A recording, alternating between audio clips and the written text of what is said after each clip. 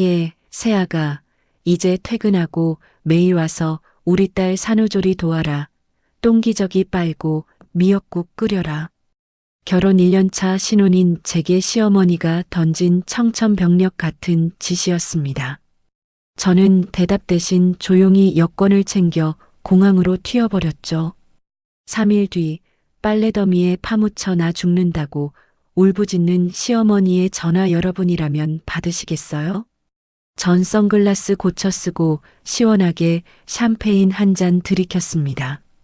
무개념 시댁을 발칵 뒤집어 놓은 제 통쾌한 복수극, 지금 바로 시작합니다. 사연 시작 전 구독, 좋아요 버튼을 사랑입니다.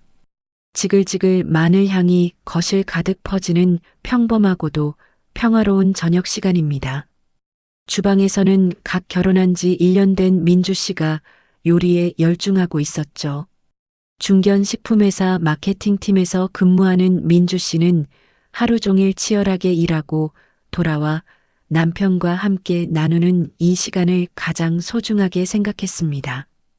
오늘의 메뉴는 유튜브 요리 동영상 레시피를 보고 정성껏 준비한 새우 요리였습니다. 여보, 마늘 향이 정말 장난 아니야. 벌써 배에서 꼬르륵 소리가 난다니까? 거실에서 노트북을 두드리던 남편이 주방으로 달려와 민주 씨의 허리를 껴안으며 말했습니다. 남편은 IT 회사의 개발자로 일하느라 늘 피곤할 텐데도 퇴근 후 민주 씨가 만든 요리를 맛보는 순간만큼은 세상에서 가장 행복한 표정을 지어주었죠.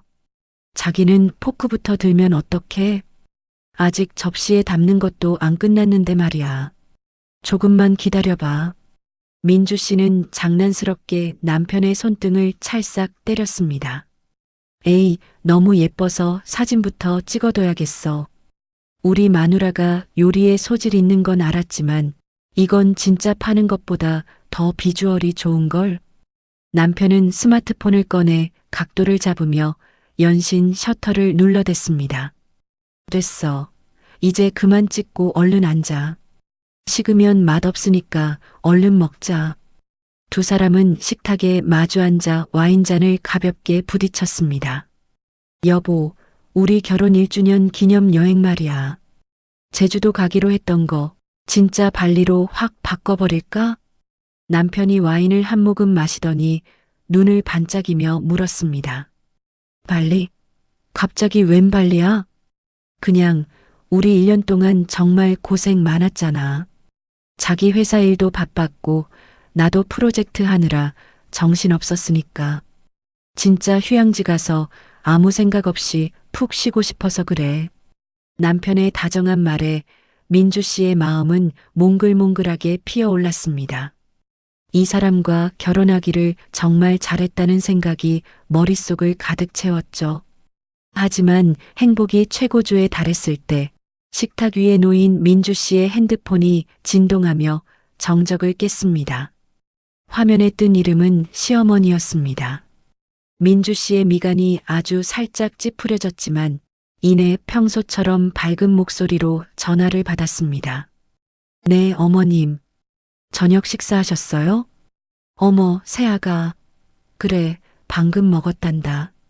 너희는 지금 뭐하고 있니? 시어머니 봉순 여사의 목소리는 언제나처럼 나긋나긋했습니다.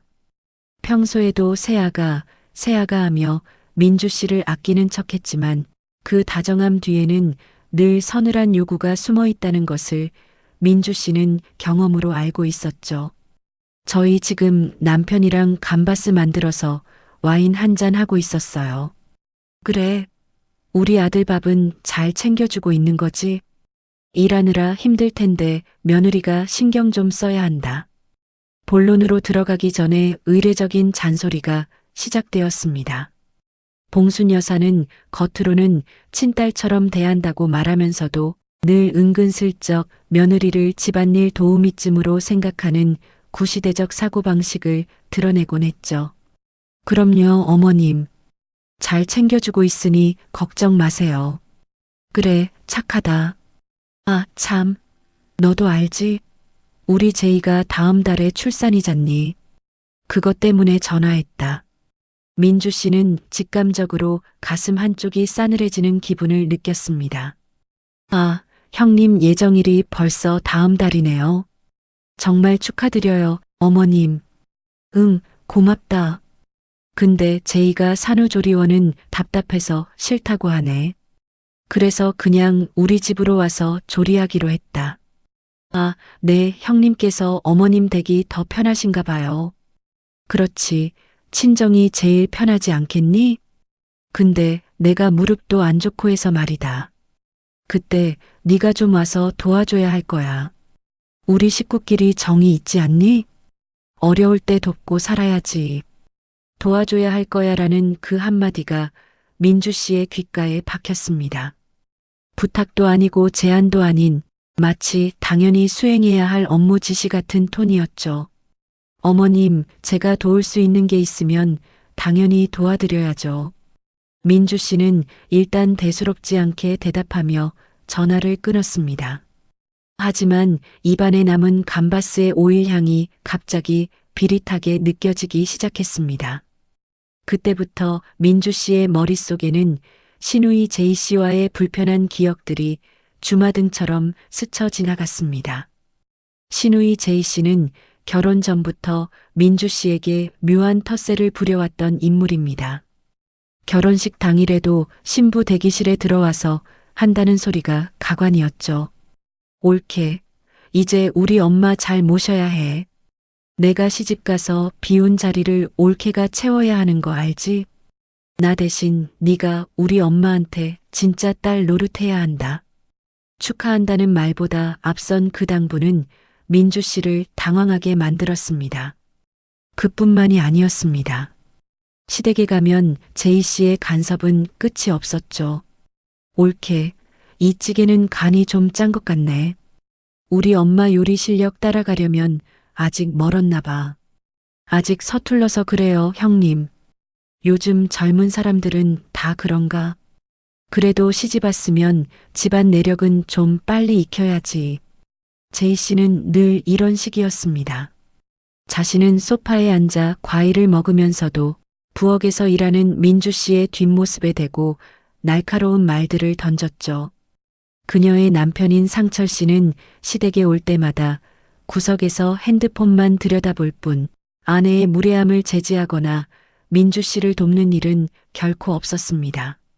민주 씨는 이런 상황이 올 때마다 남편에게 속상함을 토로하곤 했습니다. 여보, 형님이 하시는 말씀 가끔 너무 상처가 돼. 내가 자기 집 도우미로 들어온 건 아니잖아. 그럴 때마다 남편은 늘 비슷한 반응을 보였습니다. 여보, 미안해. 우리 누나가 원래 좀 성격이 직선적이라 그래. 아기가 있어서 그런 건 아닐 거야. 자기가 그냥 좀 이해해주면 안 될까? 남편은 나쁜 사람은 아니었지만 가족 간의 갈등을 마주하기보다 피하고 싶어하는 전형적인 회피형이었습니다. 신경 쓰지 마. 자기가 마음 넓게 써줘. 그 말이 민주 씨에게는 오히려 독이 되어 돌아왔습니다. 그날 밤 식사를 마치고 침대에 누운 민주 씨는 쉽사리 잠들 수 없었습니다. 옆에서 들려오는 남편의 고른 숨소리가 야속하게 느껴질 정도였죠. 민주 씨는 어두운 천장을 바라보며 깊은 한숨을 내뱉었습니다. 결혼하면 남편 하나만 보고 살면 된다고들 하던데 왜 남편 뒤에 딸린 식구들은 매번 내 평화의 문을 두드리는 걸까? 시어머니의 목소리와 시누이의 비아냥거리는 말투가 귓가에서 떠나지 않았습니다. 아직은 괜찮아, 민주야. 그냥 가볍게 도와달라는 소리겠지. 설마 무슨 대단한 걸 시키겠어?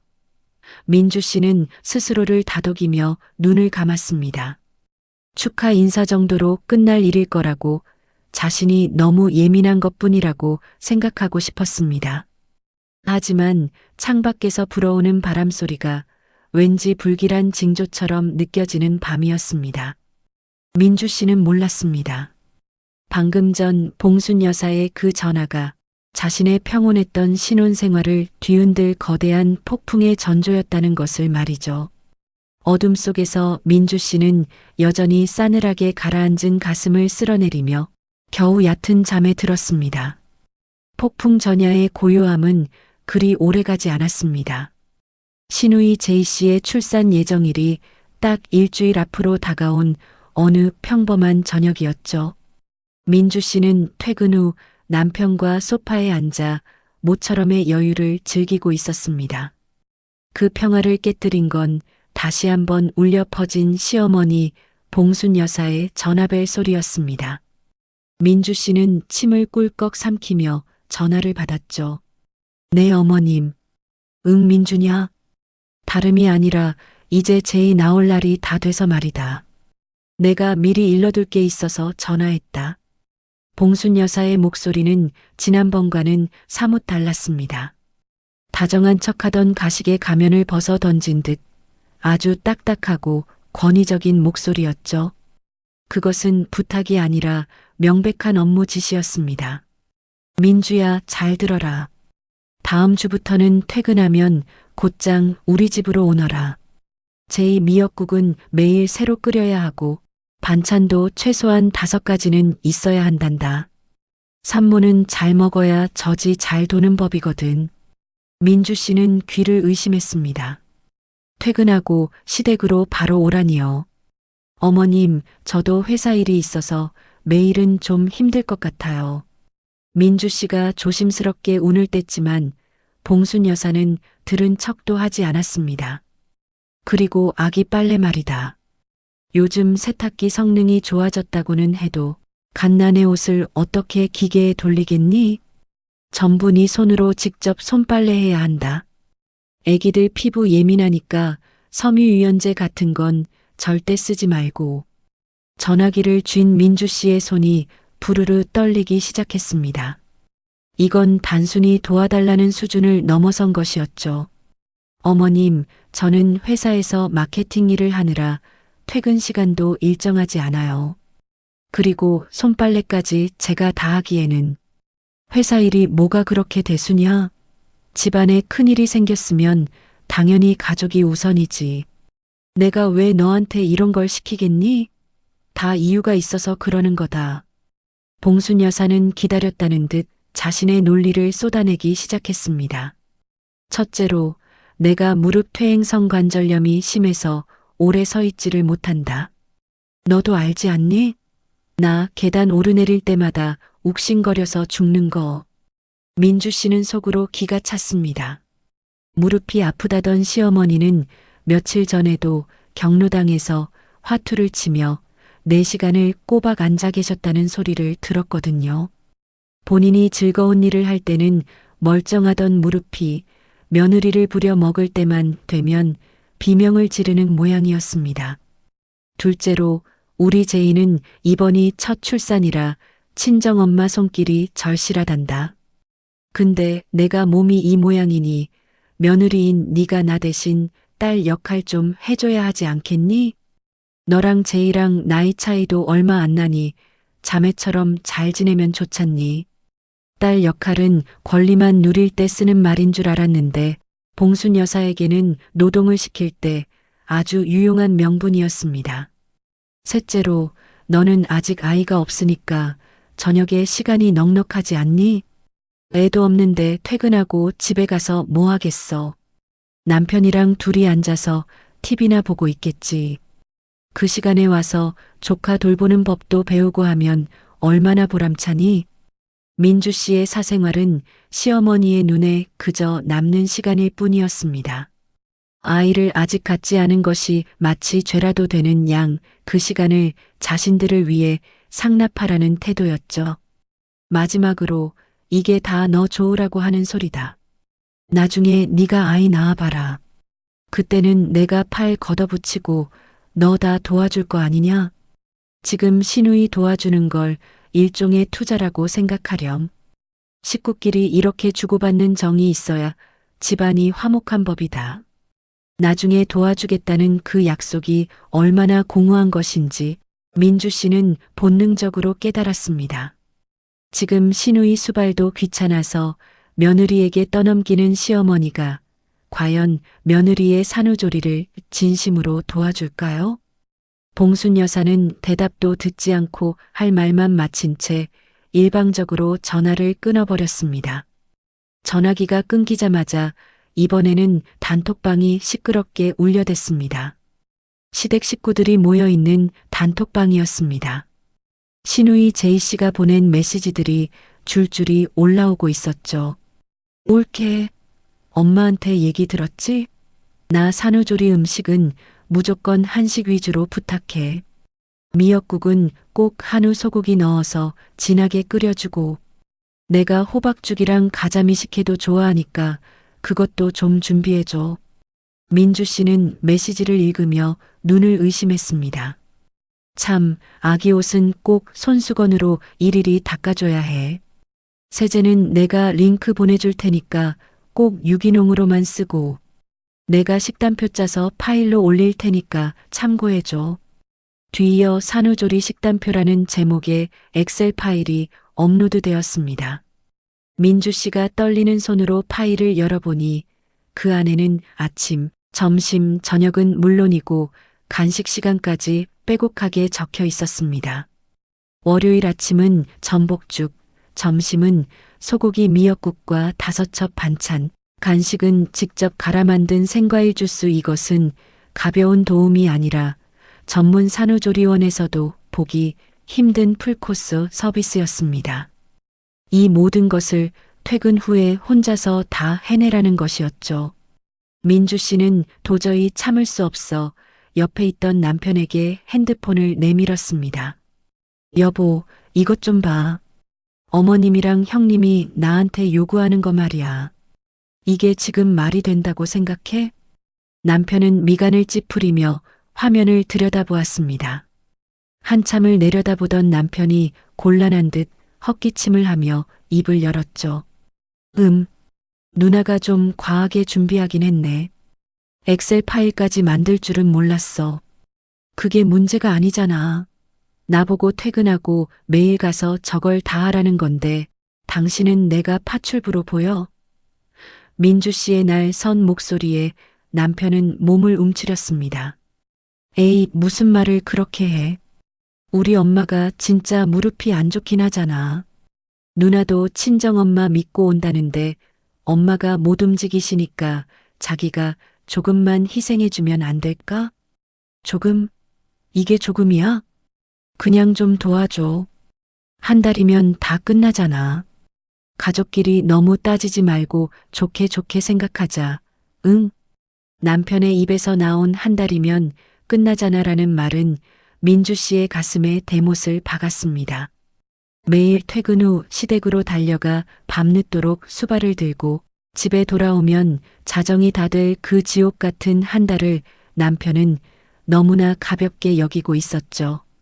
남편조차 자신의 편이 아니라는 사실에 민주 씨는 형언할 수 없는 서글픔과 분노가 치밀어 올랐습니다. 분노가 머리끝까지 차오르자 오히려 주변이 고요해지는 기분이 들었습니다. 민주 씨는 더 이상 남편과 말싸움을 하지 않았습니다. 그저 거실 소파에 홀로 앉아 핸드폰을 멍하니 내려다보았죠. 시댁 단톡방에 가득한 신우이의 명령조 메시지, 시어머니의 일방적인 통보, 그리고 남편의 방관. 이 모든 것들이 하나의 문장으로 합쳐져 민주 씨의 귓가에 울렸습니다. 너는 이 집안의 일꾼일 뿐이야. 그 순간 민주 씨의 눈에서 흔들리던 빛이 사라졌습니다. 슬픔도 억울함도 사라진 자리에는 오직 차갑고 단단한 결심만이 남았죠. 민주 씨는 자리에서 일어나 침실 서랍을 열었습니다. 그리고 깊숙이 넣어두었던 여권을 꺼냈습니다. 노트북을 켠 민주 씨의 손가락이 바쁘게 움직이기 시작했습니다. 항공권 예약 사이트에 접속하는 그녀의 눈동자에는 일말의 망설임도 없었죠. 모니터에서 뿜어져 나오는 푸른 빛이 민주 씨의 창백한 얼굴을 비추었습니다. 내 신호는 내가 지킨다. 낮게 읊조리는 그녀의 목소리는 서늘할 정도로 단호했습니다. 민주 씨는 결제 버튼을 누르며 생각했습니다. 당신들이 나를 가족이 아닌 일꾼으로 대한다면 나 또한 당신들이 정해준 그 자리에서 기꺼이 벗어나 주겠다고 말이죠. 민주 씨의 입가에 아주 희미한 하지만 섬뜩한 미소가 번졌습니다. 폭풍은 이제 막 시작되려 하고 있었습니다. 인생의 큰 풍랑이 닥쳤을 때 어떤 이는 소리를 지르고 어떤 이는 주저앉아 눈물을 흘립니다. 하지만 민주 씨는 달랐습니다. 그녀는 울지도 남편과 진을 빼며 싸우지도 않았죠. 대신 그녀는 아주 차갑고 예리한 메스를 든 외과 의사처럼 행동하기 시작했습니다. 자신의 인생에서 암세포처럼 자라나는 불필요한 강요를 정밀하게 도려내기로 결심한 것이죠. 민주 씨는 신우이의 출산 예정일을 확인하고는 조용히 회사 시스템에 접속했습니다. 그동안 결혼 1주년 기념 여행을 위해 아껴두었던 연차 5일을 꺼내들었죠. 주말 2번을 합치니 총 9일이라는 황금 같은 연휴가 만들어졌습니다. 팀장님, 저 다음 주에 연차 좀 쓰려고 하는데 괜찮을까요? 민주 씨는 조심스럽게 팀장님께 다가갔습니다. 결혼한 지 꽤 된 기혼 여성인 팀장님은 민주 씨의 서류를 보더니 시원하게 웃었죠. 어머, 벌써 1주년이야? 시간 참 빠르네. 당연히 다녀와야지. 신혼 때 안 놀면 평생 못 놀아. 걱정 말고 푹 쉬다 와. 팀장님의 흔쾌한 승인을 받자마자 민주 씨는 예약 사이트를 열었습니다. 사실 남편과 함께 가려고 미리 봐두었던 발리 왕복 티켓이 있었죠. 하지만 민주 씨는 자신의 티켓만 예약을 했습니다. 당신은 당신 가족 옆에 있어야지. 민주 씨는 남편의 몫을 도려내고 남은 자신의 티켓을 확인했습니다. 그리고 숙소도 다시 알아봤습니다. 둘이 머물려던 방 대신 바다가 한눈에 내려다 보이는 1인 오션뷰 스위트룸으로 말입니다. 치밀한 준비를 마친 민주 씨는 퇴근 후 단짝 친구인 수빈 씨를 만났습니다. 대학 동기이자 10년 지기인 수빈 씨는 누구보다 민주 씨의 속사정을 잘 아는 든든한 아군이었죠. 야, 이게 지금 실화야? 진짜 제정신이 아니네. 수빈 씨는 카페 테이블이 울릴 정도로 아이스 아메리카노 잔을 내려놓으며 소리를 높였습니다. 그 시어머니는 너를 뭘로 보는 거야? 공짜 파출부? 아니면 돈 안 드는 산후도우미? 네가 그 집 며느리지 무슨 종년이냐고. 수빈 씨의 화끈한 반응에 민주 씨는 오히려 덤덤하게 미소를 지었습니다. 그리고 신우이는 더 웃겨. 자기 남편은 장식이야? 그리고 남편은 뭐 하는데? 자기 마누라가 애 낳는데 왜 남의 마누라를 부려먹어? 글쎄, 그냥 옆에서 핸드폰만 보고 있겠지 뭐. 참나, 기가 막혀서 정말. 그래서 너 진짜로 갈 거야? 수빈 씨가 걱정스러운 눈빛으로 묻자 민주 씨는 가방에서 여권을 꺼내 보였습니다. 그래서 나 여행 간다. 발리로. 수빈 씨의 눈이 동그래지더니 이내 박수를 치며 환호했습니다. 와, 이민주, 너 진짜 결혼하더니 확 컸다. 그래, 그렇게 해야지. 당연하지. 수빈 씨는 민주 씨의 계획을 듣더니 주먹을 불끈 쥐었습니다. 걱정 마. 네가 없는 동안 시댁에서 난리 나면 내가 다 막아줄게. 나한테 연락 오면 내가 출장 가서 연락 두절이라고 딱 잡아떼 줄 테니까. 너는 그냥 가서 샴페인이나 마시고 와. 친구의 든든한 지지를 등에 업고 민주 씨는 집으로 돌아왔습니다. 드디어 결전의 전날 밤이 밝았죠. 거실에는 이미 짐이 다 싸진 커다란 캐리어가 놓여 있었습니다. 퇴근하고 돌아온 남편은 캐리어를 보더니 눈이 휘둥그레졌습니다. 여보, 이 짐은 다 뭐야? 누가 오는 거야? 아니면 당신 어디가? 민주 씨는 침대에 걸터 앉아 아주 차분하고 낮은 목소리로 남편을 바라보았습니다. 여보, 어머님이 신우이 산후조리 도와주라고 하셨잖아. 나 그거 안 할 거야. 그래? 갑자기 왜? 남편은 당황해서 말까지 더듬었습니다. 대신 당신이 가서 해. 신우이는 당신 누나고 어머님은 당신 엄마잖아. 당신이 그토록 강조하던 가족의 정, 당신이 직접 실천하면 되겠네. 민주 씨의 말 한마디 한마디가 얼음 송곳처럼 날카롭게 꽂혔습니다. 내가 왜 내 체력을 갈아 넣으면서 남의 집 산후조리를 해야 해? 당신이 효도하고 싶으면 당신이 직접 가서 몸으로 때워. 아니, 여보 나는 요리도 못하고 어디 가려고 그러는 건데? 남편은 떨리는 손으로 캐리어를 가리켰습니다. 민주 씨는 말없이 스마트폰 화면을 켜서 비행기 티켓을 보여주었습니다. 나 내일 발리 가. 9일 동안 안 올 거야. 당신은 그 시간 동안 시댁 가서 누나 미역국도 끓여드리고 빨래도 해드려.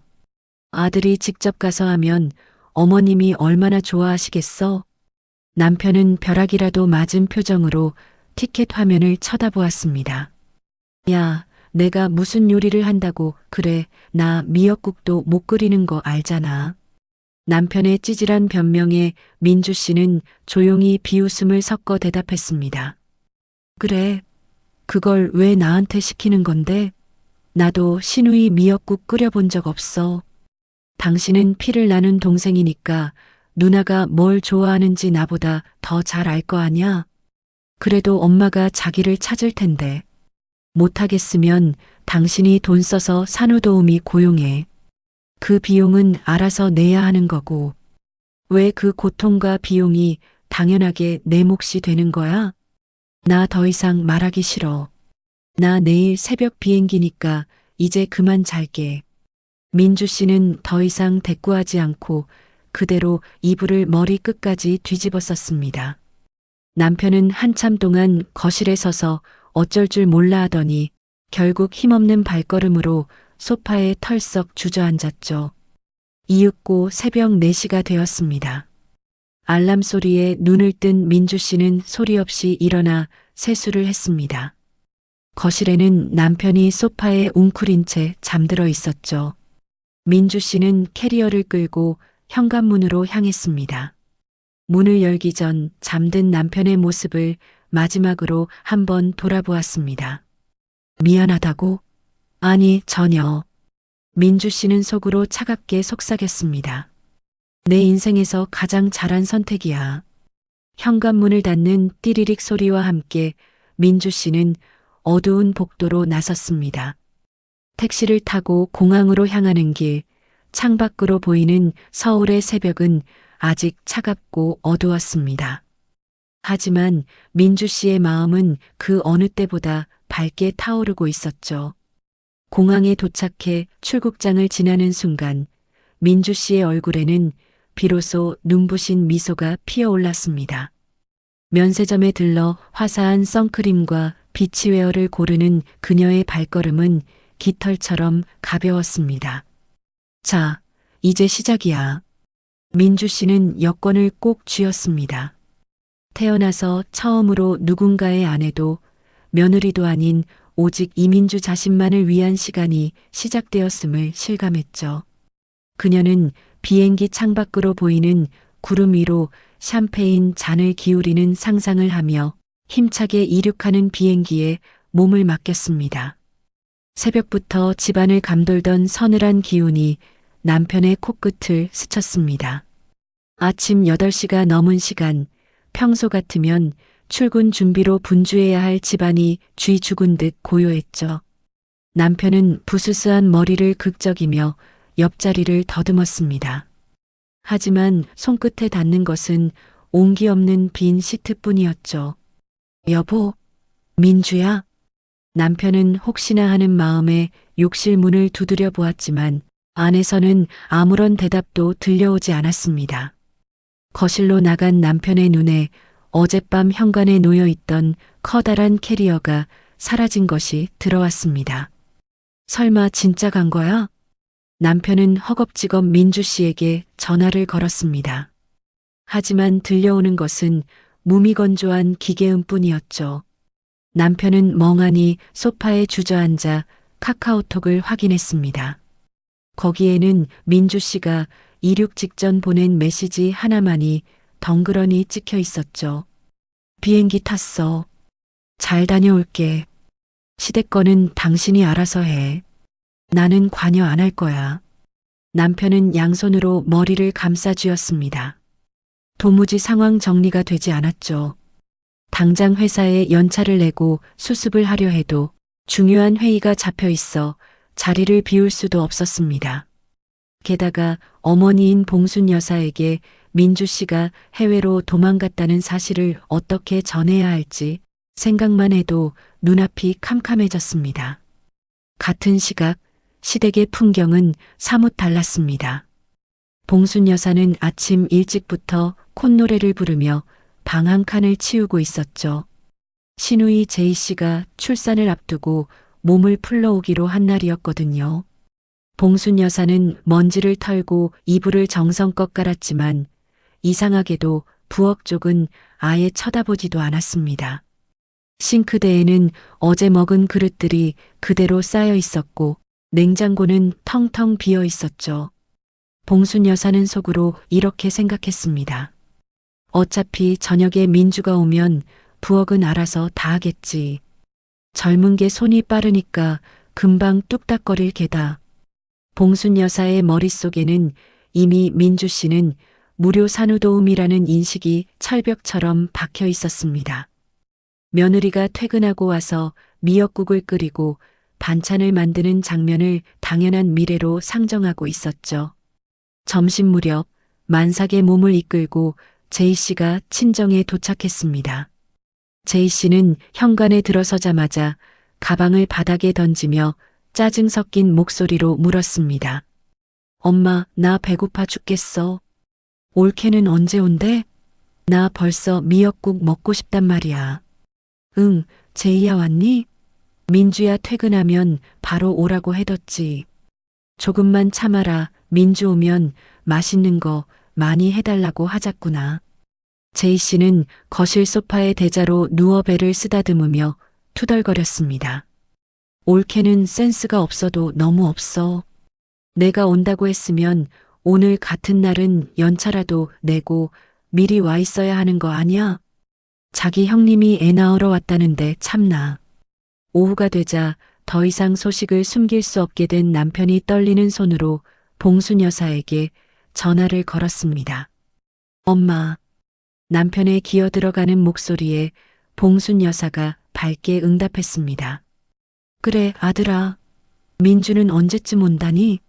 제이가 배고프다고 난리다. 저 엄마 민주가 여행 갔어.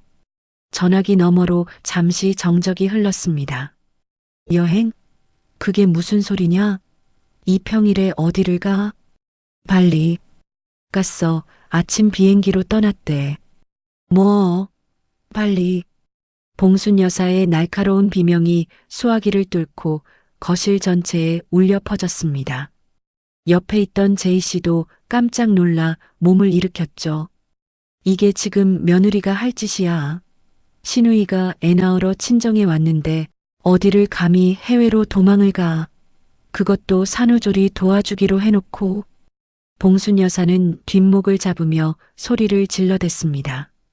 하지만 남편은 민주 씨가 떠나기 전 했던 차가운 말들을 떠올리고 있었죠. 시누이는 당신 누나고 어머님은 당신 엄마야. 그 말이 틀린 구석 하나 없다는 생각이 남편의 머릿속을 스쳤습니다. 왜 누나의 산후조리가 내 아내의 몫이어야 했던 거지? 남편의 마음속에서 아주 작은 의문이 싹트기 시작했습니다. 하지만 노발대발하는 어머니의 기세에 눌려 그 생각을 입 밖으로 꺼낼 용기는 아직 없었죠. 옆에서 모든 내용을 전해 들은 제이 씨는 얼굴이 불그락푸르락 달아올랐습니다. 엄마, 저 올케 진짜 미친 거 아니야? 내가 처제를 낳는데 어떻게 이럴 수가 있어? 시집 와서 시누이 산후조리 하나 못 해줘? 우리 집안에 시집 온 게 대체 뭔데? 제이 씨의 논리는 봉순 여사와 판에 박은 듯 똑같았습니다. 며느리는 들어오는 순간부터 이 집안의 일원이자 봉사자가 되어야 한다는 것, 그것이 그녀들이 믿는 유일한 진리였죠. 이 난리통 속에서도 제이 씨의 남편은 그저 구석 소파에 앉아 핸드폰 게임에만 열중하고 있었습니다. 봉순 여사가 답답한 마음에 소리를 쳤습니다. 민철아, 너는 마누라가 저렇게 화가 났는데 뭐 안 도와줄 거야? 민철 씨는 그제야 고개를 들며 어리바리한 표정으로 대답했습니다. 아, 네. 장모님, 제가 뭘 하면 될까요? 설거지라도 접을까요? 민철 씨는 말만 저렇게 할 뿐, 실제로 몸을 움직여 무언가를 돕는 전력은 전혀 되지 못하는 무기력한 인간이었습니다. 결국 며느리라는 구세주가 사라진 것을 깨달은 봉순 여사는 오판을 인정하기보다 오기를 부리기 시작했습니다. 됐다. 내가 하고 말지. 하루 이틀이면 정신 차리고 빌면서 돌아올 게다. 어디 감히 어른 말을 무시하고 가? 봉순 여사는 욱신거리는 무릎을 이끌고 부엌으로 향했습니다. 큰 소리는 쳤지만 막상 요리를 시작하려니 앞이 막막했죠. 오랜만에 미역을 불리고 소고기를 볶는 과정이 여간 고된 게 아니었습니다. 10분만 서 있어도 무릎에 전기가 오듯 통증이 밀려왔죠. 간신히 차려낸 첫 식사, 제이 씨는 미역국을 한 모금 마시더니 미간을 확 찌푸렸습니다. 엄마, 국이 왜 이렇게 짜? 나 산모야. 산모가 짠 거 먹으면 몸 붓는 거 몰라? 그리고 밥은 왜 이렇게 된 밥이야? 나 소화 안 된단 말이야. 봉순 여사는 땀범벅이 된 얼굴로 딸의 불평을 들어야 했습니다. 제이야, 엄마가 오랜만에 해서 조절을 좀 못했나 보다. 이해해라. 이해는 무슨. 엄마 나 부으면 책임질 거야? 아, 진짜 옳게 있었으면 이런 일 없었잖아. 봉순 여사의 얼굴이 화끈거렸습니다. 무릎은 아파 죽겠는데 딸은 고맙다는 말 한마디 없이 짜증만 내고 있었죠. 첫날부터 평화롭던 시댁은 흔들리기 시작했습니다. 하지만 봉순 여사는 여전히 자존심을 굽히지 않았습니다. 내가 못할 게 뭐 있어. 내일은 오늘보다 더 잘하면 되지. 봉순 여사는 속으로 민주 씨가 돌아올 때까지만 버티자며 이를 악물었지만 부엌 바닥에 흩어진 쌀알들과 산더미 같은 설거지거리는 그녀의 마음을 점점 무겁게 짓누르고 있었습니다. 폭발한 폭탄의 파편들이 시댁 구석구석을 엉망으로 만들고 있었습니다. 비행기 문이 열리자마자 훅 끼쳐오는 따뜻한 남국의 바람은 민주 씨를 제일 먼저 반겨주었습니다. 공항을 빠져나온 민주 씨는 미리 예약해둔 리조트 픽업 차량에 몸을 실었죠. 창밖으로 스쳐 지나가는 이국적인 풍경을 보며 그녀는 비로소 자신이 자유의 몸이 되었음을 실감했습니다. 리조트에 도착해 체크인을 마치고 들어선 오션뷰 스위트룸은 그야말로 천국이었습니다. 테라스 너머로 끝없이 펼쳐진 에메랄드빛 바다가 민주 씨의 시야를 가득 채웠죠. 민주 씨는 짐을 풀기도 전에 가장 화려한 수영복으로 갈아입고 곧장 수영장으로 향했습니다. 풀사이드 바에 자리를 잡은 그녀는 시원한 코코넛 주스 한 잔을 주문했죠. 선베드에 비스듬히 누워 선글라스를 고쳐 쓴 민주 씨는 문득 주머니 속에 핸드폰을 꺼냈습니다. 비행기 모드를 해제하자마자 기다렸다는 듯 알림음이 폭풍처럼 쏟아졌죠. 남편에게서 온 부재중 전화가 무려 12통이었습니다. 봉순 여사에게서 온 부재중 전화도 3통이나 찍혀 있었죠. 가장 압권인 것은 시댁 단톡방이었습니다. 무려 47개의 읽지 않은 메시지가 빨간 숫자로 민주 씨를 비웃듯 떠 있었죠. 민주 씨는 그 메시지들을 단 하나도 읽지 않았습니다. 내용을 확인하지 않아도 어떤 비난과 아우성이 가득할지 뻔히 보였으니까요. 민주 씨는 차분한 손길로 카카오톡 프로필 설정을 열었습니다. 그리고 상태 메시지를 아주 정성스럽게 수정했죠. 휴가 중. 긴급 연락은 회사로. 시댁 관련 문의는 남편에게. 상태 메시지를 변경한 민주 씨는 미련 없이 다시 핸드폰을 비행기 모드로 돌려버렸습니다. 같은 시각 시댁 거실에서는 경악에 찬 비명이 터져 나왔습니다. 예, 제이야. 이것 좀 봐라. 이게 지금 며느리가 제정신으로 올린 거냐? 봉순 여사가 부들부들 떨리는 손으로 자신의 핸드폰 화면을 제이 씨에게 내밀었습니다. 프로필에 떡하니 적힌 시댁 문의는 남편에게라는 문구를 본 제이 씨는 뒷목을 잡았죠. 엄마, 올케 진짜 독하다, 독해. 우리가 단톡방에 그렇게 난리를 쳤는데 읽지도 않고 저런 걸 올려?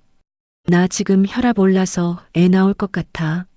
두 모녀가 거실에서 씩씩거리며 민주 씨를 욕하고 있을 때 정작 민주 씨는 발리의 붉은 노을을 바라보며 저녁 식사를 준비하고 있었습니다. 해변이 보이는 리조트 레스토랑에서 랍스터와 새우가 가득 담긴 시푸드 플래터를 주문했죠. 식사가 나오자 민주 씨는 절친 수빈 씨에게 영상 통화를 걸었습니다. 야, 이민주, 너 진짜 대박이다. 화면 속 수빈 씨는 배경으로 보이는 발리의 바다를 보며 소리를 질렀습니다. 거기 진짜 미쳤다. 세상에 그 랍스터 좀 봐. 나도 당장 비행기 타고 날아가고 싶어. 수빈아, 진짜 너무 좋아. 여기는 파도 소리밖에 안 들려.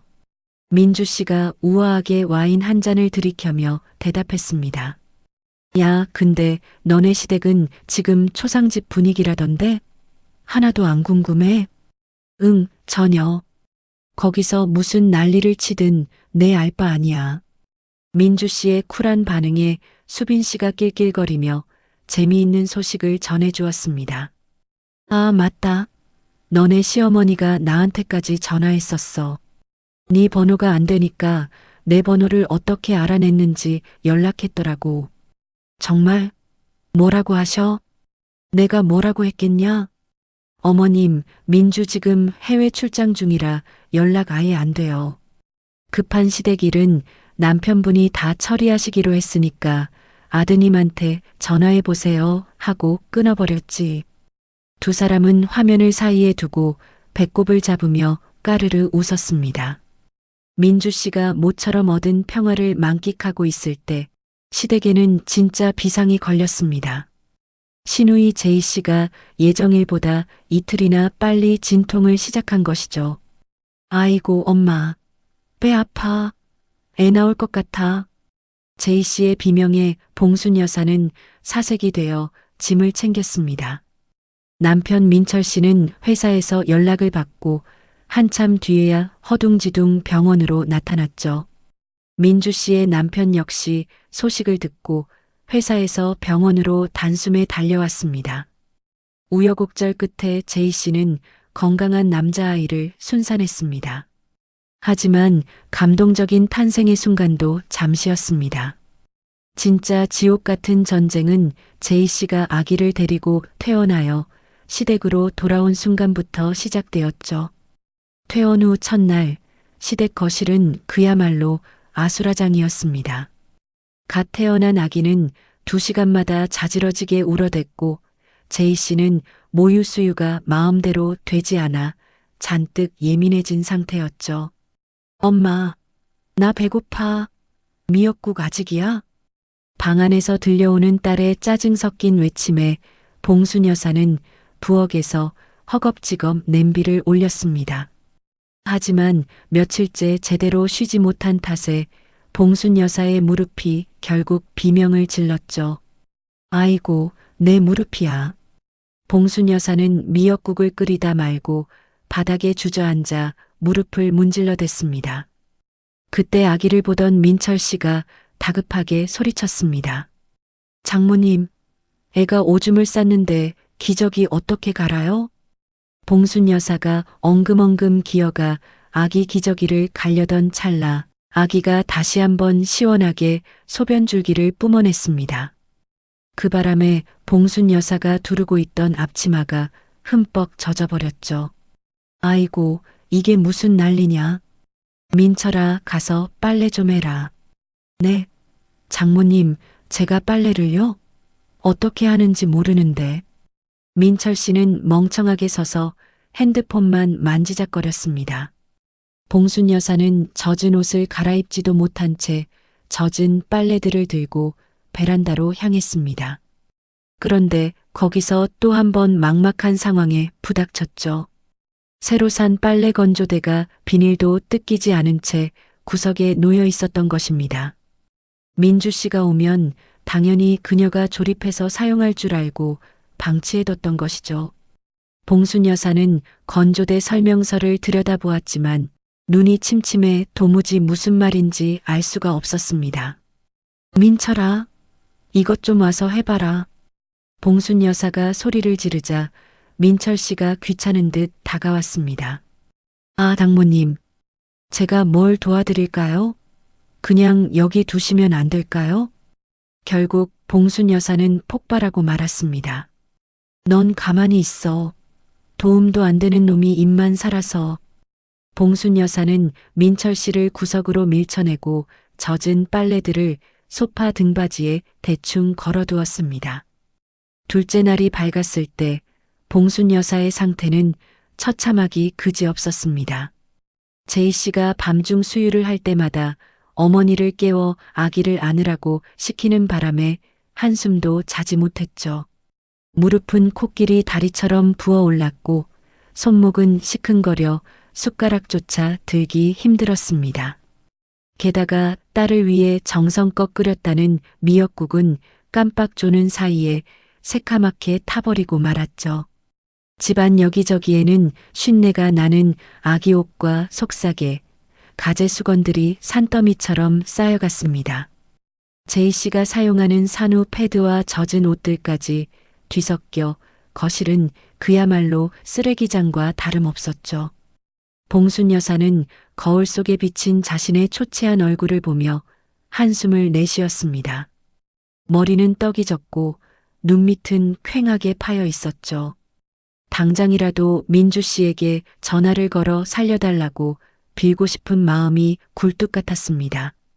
하지만 시어머니로서의 자존심이 그녀의 발목을 잡았습니다. 아니야, 내가 내 딸 하나 못 돌보겠어? 며느리 없어도 다 할 수 있다는 걸 보여줘야지. 봉순 여사는 이를 악물고 다시 주방으로 향했습니다. 하지만 그녀의 떨리는 손과 굽어버린 허리는 이미 한계에 다다르고 있었죠. 지옥 같은 시댁의 시간은 민주 씨가 마시는 달콤한 샴페인의 거품보다 훨씬 빠르게 타들어가고 있었습니다. 시댁의 3일째 아침은 그야말로 참혹함 그 자체였습니다. 현관문을 열자마자 코를 찌르는 것은 향긋한 아기 냄새가 아니라 축축하게 젖어 쉰내가 진동하는 빨래 냄새와 음식물 쓰레기 악취였죠. 거실 전체는 이미 사람이 앉을 공간이 아니라 빨래 더미가 점령한 지 오래였습니다. 아기 옷부터 시작해서 속삭에, 가재 수건, 거기에 제이 씨가 입고 벗어 던진 실내복과 땀에 젖은 이불 커버까지 산처럼 쌓여 있었죠. 빨래 건조대는 진작에 용량을 초과해 휘어져 있었고 마르지 않은 옷가지들은 소파 등받이와 식탁 의자 위까지 점령하고 있었습니다. 햇볕도 들지 않는 실내에서 억지로 널어놓은 빨래들은 마르기는커녕 쿰쿰한 쉰내만 내뿜으며 거실을 거대한 빨래 감옥으로 만들고 있었죠. 부엌 상황은 더 가관이었습니다. 싱크대에는 며칠째 씻지 않은 그릇들이 설거지통을 넘어 조리대까지 넘쳐 흐르고 있었죠. 미역국을 끓였던 커다란 냄비는 바닥이 새카맣게 눌어붙은 채 방치되어 있었고 전기밥솥 안에는 누렇게 변해버린 밥이 쉬기 시작해 역한 냄새를 풍기고 있었습니다. 냉장고 문을 열 때마다 반찬 냄새가 거실까지 뿜어져 나왔고 현관 앞에는 기저귀와 온갖 쓰레기가 담긴 비닐봉지들이 산처럼 쌓여발 디딜 틈조차 없었죠. 그 아수라장의 한가운데에서 신우이 제이 씨의 폭발음이 터져 나왔습니다. 제이 씨는 극심한 수면 부족과 산후 우울감이 겹쳐 이미 이성을 잃은 상태였죠. 아기가 조금만 울어도 같이 소리를 지르며 울다가 봉순 여사가 가져다 주는 미역국을 한 숟갈 뜨더니 그대로 식탁 위에 숟가락을 던져버렸습니다. 엄마, 진짜 미쳤어? 이게 미역국이야, 소금물이야? 나 산모라고 몇 번을 말해. 이걸 먹으라고 가져온 거야? 제이 씨의 날카로운 목소리가 쑥대밭이 된 거실을 울렸습니다.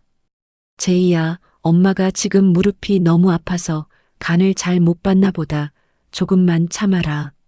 봉순 여사가 초췌한 얼굴로 손목을 문지르며 달래보았지만 제이 씨의 분노는 멈추지 않았습니다. 참긴 뭘 참아. 옳게 있었으면 이런 일 없었을 거 아냐. 그 똑 부러지는 애를 엄마가 왜 제대로 못 잡아서 이 난리를 만들어? 엄마가 올케를 휘어잡아 놨어야 내가 대접을 받을 거 아냐. 이게 뭐야, 이게. 봉순 여사는 딸의 가시 돋친 폭언에 가슴이 무너져 내렸습니다. 자신도 밤새 잠 한숨 못 자고 욱신거리는 무릎을 꿇고 밥을 차렸는데 돌아오는 것은 감사가 아니라 원망과 올케 타령뿐이었죠. 그제야 봉순 여사는 뼈저린 현실을 직감했습니다. 자신이 호기롭게 감당할 수 있을 거라 믿었던 이 모든 일이 사실은 며느리라는 희생양 없이는 단 하루도 지탱될 수 없는 모래성 같은 것이었음을 말이죠.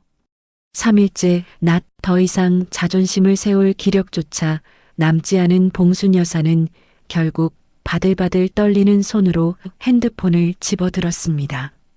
마침 발리의 따뜻한 햇살 아래서 잠시 비행기 모드를 풀고 메시지를 확인하던 민주 씨의 화면에 시어머니의 전화가 걸려왔죠. 민주 씨가 전화를 받자마자 스피커폰 너머로 봉순 여사의 처절한 절규가 쏟아졌습니다. 민주야, 민주야, 나 좀 살려다오. 나 죽는다. 진짜 죽겠어. 봉순 여사의 목소리는 예전에 기고만장하던 기세는 온데간데 없고 물기 어린 울음소리로 가득했습니다. 어머님? 목소리가 왜 그러세요? 집이 난리가 났어. 빨래는 산더미처럼 쌓여서 냄새가 나고 제이는 울고불고 아기는 자지러지는데 나는 무릎이 나가서 일어서지도 못하겠다.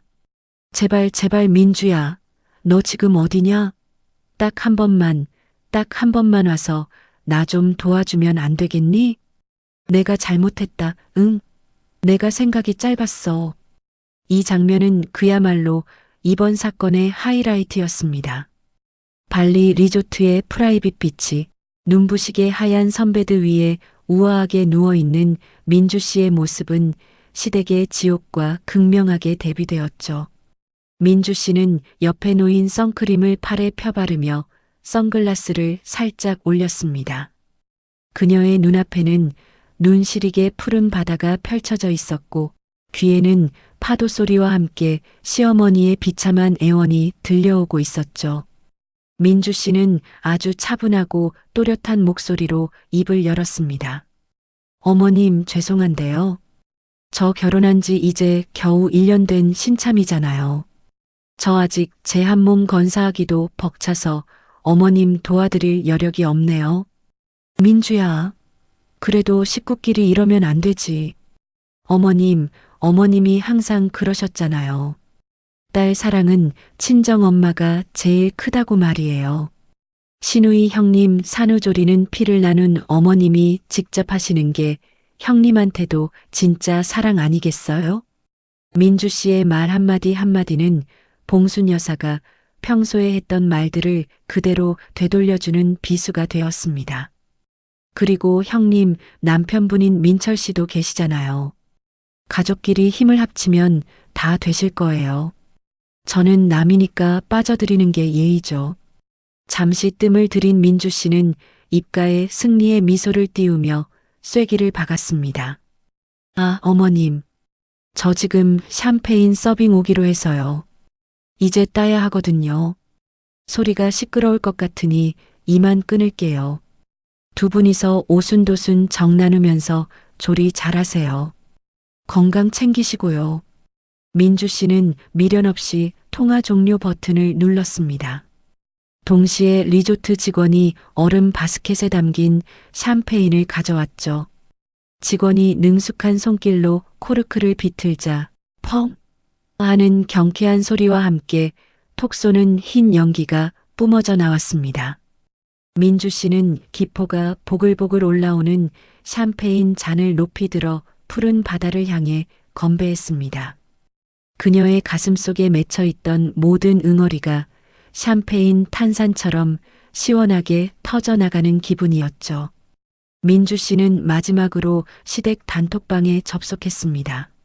수십 개의 비난 메시지가 쌓여 있었지만 그녀는 눈 하나 깜짝하지 않고 마지막 메시지를 입력했습니다.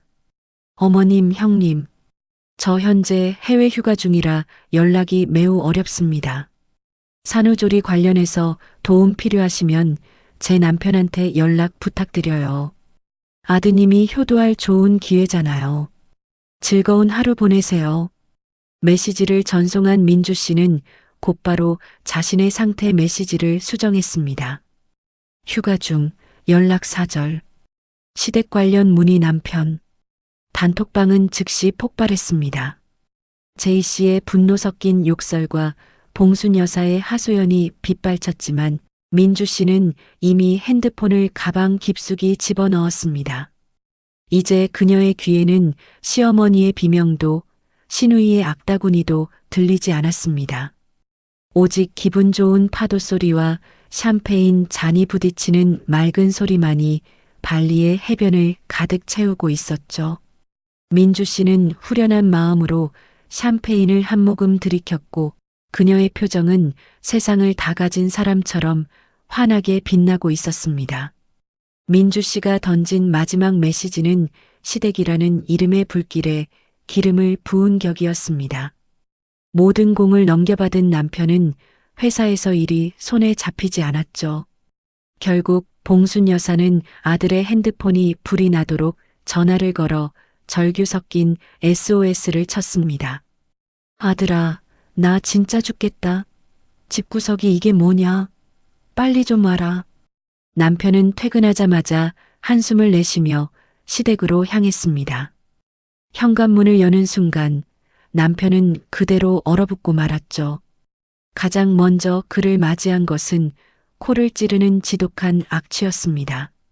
오랫동안 방치되어 쉰내가 진동하는 빨래 냄새와 무언가 코를 찌르는 음식 냄새, 거기에 아기 기저귀 냄새까지 뒤섞인 정체불명의 악취가 폐부 깊숙이 파고들었죠. 눈앞에 펼쳐진 거실은 그야말로 빨래 지뢰밭이었습니다. 발을 디딜 틈도 없이 널브러진 옷가지와 속사계들이 거실 바닥을 가득 메우고 있었죠. 시선을 돌려 부엌을 보니 그곳은 더한 전쟁터였습니다. 설거지통은 이미 넘쳐 흐르고 있었고 식탁 위에는 먹다 남은 음식물들이 그대로 방치되어 초파리가 끓고 있었죠. 방 안에서는 아기가 자지러지게 울어댔고 그 소리에 맞춰 제이 씨도 서러운 듯 통곡을 하고 있었습니다. 봉순 여사는 소파에 넋이 나간 표정으로 주저앉아 퉁퉁 부은 무릎에 파스를 덕지덕지 붙이고 있었죠. 시누이 남편인 상철 씨는 거실 한복판에서 아기를 안고 있었지만 불안정한 자세 때문에 아기는 더 크게 울어댈 뿐이었습니다. 남편은 이 처참한 광경을 멍하니 바라보며 처음으로 가슴 깊이 깨달았습니다. 아, 이 지옥 같은 일을 민주한테 시키려고 했던 거구나. 그 전까지만 해도 남편은 민주 씨에게 서운한 마음이 컸습니다. 어떻게 이럴 수가 있어? 아무리 그래도 여행을 가버려. 하지만 눈앞의 현실을 마주하니 분노의 방향이 급격히 뒤틀리기 시작했죠. 자신의 어머니인 봉순 여사가 이 상태의 집구석에 며느리를 무료 도우미로 부르려 했다는 사실이 믿기지 않았습니다. 친누나인 제이 씨가 자기 남편인 민철 씨에게 제대로 된 요구도 하지 않은 채 올케인 민주 씨에게 뻔뻔하게 산후조리 식단표까지 보냈다는 것에 피가 거꾸로 솟는 기분이었죠. 무엇보다 가장 견딜 수 없었던 것은 자기 자신이었습니다. 그냥 좀 도와주면 안 돼? 그 가벼웠던 한마디가 아내를 이 거대한 지옥 구덩이에 밀어넣으려 했다는 사실에 남편은 얼굴이 화끈거렸습니다. 남편은 말없이 양복 상의를 벗어 던지고 소매를 걷어붙였습니다. 일단 산더미처럼 쌓인 설거지부터 시작했죠. 눌어붙은 미역국 냄비를 수세미로 벅벅 문지르며 그는 유튜브로 미역국 끓이는 법을 검색했습니다. 내가 해볼게. 어머님은 좀 쉬세요. 남편은 서툰 솜씨로 미역을 불리고 소고기를 볶았습니다. 세탁기를 돌리고 젖은 빨래들을 다시 넣는 과정은 끝이 없었죠.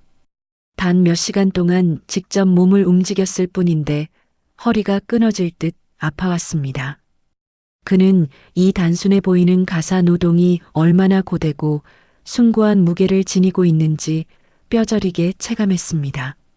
한밤중이 되어서야 겨우 집안이 조금 정돈되었습니다. 남편은 거실 소파에 털썩 주저앉아 여전히 핸드폰만 만지작거리는 민철 씨를 불렀습니다. 매형, 나랑 얘기 좀 해요. 민철 씨는 멋쩍게 웃으며 남편 앞에 마주 앉았죠. 매형, 솔직히 말해봐. 누나 산후조리 왜 형이 안 하는 거예요? 누나 남편은 나도 아니고 우리 엄마도 아니고 바로 매형이잖아요. 남편의 돌직구에 상철 씨는 당황한 듯 뒷머리를 극적였습니다. 아니, 제이가 친정에서 하고 싶다고 해서 나는 장모님이 다 해주실 줄 알았지. 나야 뭐 살림을 해봤어야 알지. 남편은 깊은 한숨을 내쉬며 말을 이었습니다. 매형, 우리 엄마 무릎 아픈 거 뻔히 알면서 왜 그냥 떠넘겼어요? 그리고 우리 집사람한테는 왜 그랬어? 민주는 형 마누라도 아니고 누나 친구도 아니야. 왜 남의 아내가 매형 아이 산후조리를 해야 하는 건데? 민철 씨는 처음으로 전곡을 찔린 듯 아무 대답도 하지 못하고 고개를 숙였습니다. 우리 다 잘못한 거야. 당연한 걸 당연하지 않게 생각한 거 진짜 비겁한 짓이야. 남편의 단호한 말에 민철 씨의 어깨가 움찔거렸습니다. 폭풍 같은 시간이 지나고 모두가 잠든 새벽, 남편은 지친 몸을 이끌고 차가운 방 바닥에 앉았습니다. 그리고 조용히 핸드폰을 꺼내 민주 씨에게 카카오톡을 보냈죠. 그녀가 이 메시지를 읽을지 아니면 아예 차단했을지도 모를 일이었지만 그는 써야만 했습니다. 민주야, 나 지금 엄마 집에 와봤어. 당신이 왜 그렇게 떠났는지 이제야 알겠어. 미안해. 정말 미안해. 이런 지옥 같은 곳에 당신을 밀어넣으려 했다니 내가 정말 미쳤었나 봐. 미안하다는 말로 다 안 되겠지만 진심으로 사과할게. 남편은 떨리는 손가락으로 한 글자씩 진심을 꾹꾹 눌러 담았습니다. 여행은 즐겁게 잘하고 와. 여기는 내가 어떻게든 책임지고 해볼게. 그런데 미역국 끓이는 게 진짜 보통 일이 아니더라. 나 이거 하나도 제대로 못하면서 당신한테 하라고 했다니 정말 창피해. 많이 보고 싶고 사랑해. 전송 버튼을 누르는 남편의 눈시울이 붉어졌습니다. 같은 시간 발리 리조트의 푹신한 침대에 누워있던 민주 씨는 핸드폰 알림에 눈을 떴습니다. 잠결에 확인한 메시지 창에는 남편의 긴 참회록이 떠 있었죠. 민주 씨의 표정이 아주 살짝 부드러워졌지만 그녀는 답장을 하지 않았습니다. 아직은 아니야. 민주 씨는 다시 핸드폰을 엎어놓고 눈을 감았습니다. 남편이 말뿐이 아니라 진짜 행동으로 이 상황을 어떻게 해결해 나가는지 지켜볼 필요가 있었으니까요. 다음 날 아침 남편은 일어나자마자 회사에 전화를 걸어 3일간의 연차를 신청했습니다. 그리고 어젯밤 미리 알아봐 두었던 전문 산후도우미 업체에 연락을 했죠. 네, 가장 베테랑이신 분으로 당장 오늘부터 부탁드립니다. 비용은 얼마든지 낼게요. 남편은 민철 씨를 불러 세웠습니다. 매형, 도우미 비용은 나랑 형이랑 반반씩 부담해요. 매형 자식이고 내 조카니까 이 정도는 형도 당연히 해야지. 민철 씨는 처음으로 군말 없이 지갑을 열어 결제에 동의했습니다. 남편은 거실로 나와 파스를 붙이고 있는 봉순 여사 앞에 섰습니다. 그의 눈빛은 그 어느 때보다 단호했죠. 엄마, 민주한테 이런 거 시키면 절대 안 됐어. 누나는 누나 남편이 책임져야 하는 게 맞고, 엄마가 몸이 안 좋으시면 이렇게 전문 도우미를 부르는 게 정답이야. 며느리는 이 집안 가정부가 아니야, 엄마. 봉순 여사는 아들의 서슬 퍼런꾸 중에 큰 충격을 받은 듯 입을 벌리고 있었습니다. 하지만 아들의 눈에 서린 단단한 결심을 보자 더 이상 아무런 반박도 할 수 없었죠. 그녀의 마음속 깊은 곳에서도 며느리를 도구로 이용하려 했던 이기심에 대한 묘한 찔림이 올라오고 있었습니다. 남편은 비로소 후련해진 마음으로 창밖을 바라보았습니다. 민주 씨가 돌아왔을 때 이전과는 완전히 다른 남편이 되어 있겠노라. 그는 다짐하고 또 다짐했습니다. 여행의 마지막 밤이 깊어갑니다. 민주 씨는 리조트 루프탑 바에 앉아 차가운 칵테일 잔을 매만지며 밤하늘을 수놓은 별들을 바라보았습니다. 9일간의 이 시간은 그녀에게 단순한 휴식이나 도피가 아니었죠. 그것은 흐릿해졌던 나라는 사람의 가치를 다시 한번 선명하게 확인하는 귀한 시간이었습니다. 그녀는 칵테일 한 모금을 머금으며 조용히 생각에 잠겼습니다. 나는 누구의 며느리이기 전에, 누구의 아내이기 전에 오직 나 자신이야. 내 소중한 시간과 에너지, 그리고 감정은 그 누구도 아닌 내가 먼저 쓸 권리가 있어. 그걸 가족이라는 이름으로 당연하게 빼앗으려는 사람들에게는 아무리 가까운 사이라도 당당하게 아니라고 말할 수 있어야 해. 민주 씨의 눈빛은 밤바다보다 더 깊고 단단해져 있었습니다. 그녀는 핸드폰을 들어 절절한 동지인 수빈 씨에게 마지막 영상 통화를 걸었죠. 화면 속 수빈 씨는 침대에 누워 팩을 붙인 채 전화를 받았습니다. 야, 이제 진짜 오는 거야? 벌써 아쉽다. 응, 내일이면 한국이야. 꿈 같은 시간이었어. 민주 씨가 환하게 웃으며 대답하자 수빈 씨가 팩을 떼어내며 걱정스레 물었습니다. 야, 근데 너 돌아가면 진짜 어떡할 거야? 너네 시댁 식구들 성격에 가만히 안 있을 텐데 말이야. 시어머니랑 시누이가 너 아주 잡아먹으려고 눈에 불을 켜고 있을걸? 그 말에 민주 씨는 칵테일 잔을 가볍게 흔들며 여유로운 미소를 지어 보였습니다. 난리치면 치는 거지 뭐. 내가 잘못한 게 하나라도 있어? 난 내 정당한 권리를 쓴 것뿐이야. 난 아주 떳떳하게 돌아갈 거야, 수빈아. 민주 씨의 단호한 목소리에 수빈 씨는 엄지를 치켜 세우며 응원을 보냈습니다. 다음 날 인천공항 입국장은 여행을 마치고 돌아온 사람들로 북적였습니다.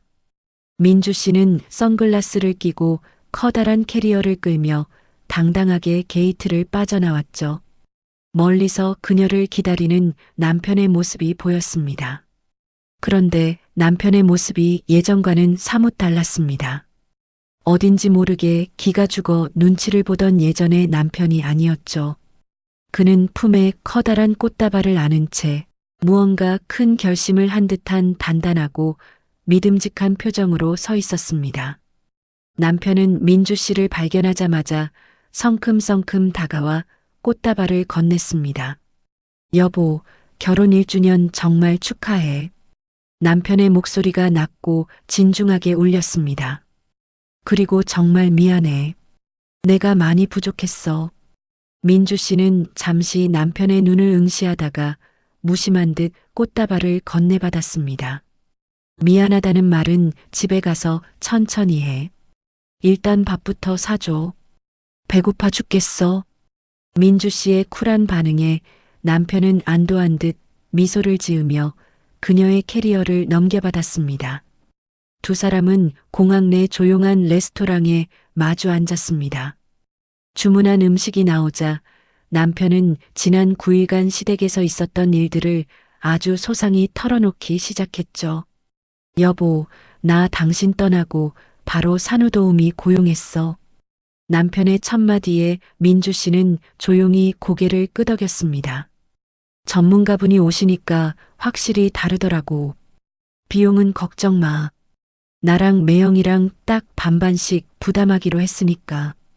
매영도 처음엔 당황하더니 상황이 워낙 심각하니까 결국 지갑 열더라.